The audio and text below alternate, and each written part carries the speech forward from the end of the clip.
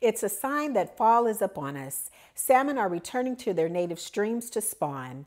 Tacoma Power is celebrating a very special return of the salmon at its Cushman Hydro project on the Olympic Peninsula this fall. John Phillips has the story. History is being made along the North Fork of the Skokomish River, where 2 hydroelectric dams were built in the wilderness 9 decades ago. While helping meet Tacoma's growing need for power in those days, they also blocked some fish migration. Swimming in these hatchery tanks is what the buzz is all about this fall. Spring Chinook salmon that just returned to the base of Cushman Dam number 2 after 2 years in the ocean. They're the first returns for Tacoma Power's new Cushman Fisheries program. So this is an exciting first step for not only Tacoma Power in the start of our program, but for rebuilding the population in the river and in the drainage itself. So it's pretty exciting for everybody.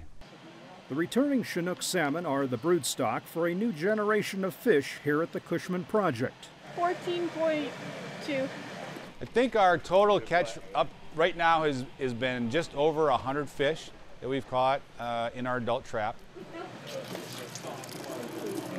This work at the North Fork Hatchery marks an important milestone for Tacoma Power in its $50 million program to both reestablish and start brand new fish runs in the Cushman Basin. Over 7 years, the utility has constructed fish capture facilities for adults moving upriver, 2 fish hatcheries, and a collection facility for out-migrating juvenile fish planted in Lake Cushman. Fish tank trucks and a canyon trolley will safely move the fish around the dams. With those pieces in place and a little channel clearing in the lower river, the results this fall are encouraging. Our supplementation program is not just about releasing hatchery fish. It's true reintroduction, getting wild fish back into the river and having those fish being successful and reproducing as well.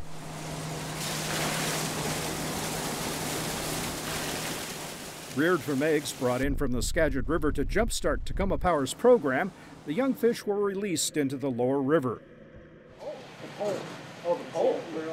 2 years later, some of these hefty fish have returned loaded with about 3,500 eggs each. Every step to ensure the success and health of future generations of fish is being taken. Pathogen tests are done on scales, organs, and the eggs themselves. Everything is cleaned with an iodine sanitizer. They're even isolating the eggs from each fish in the incubation room.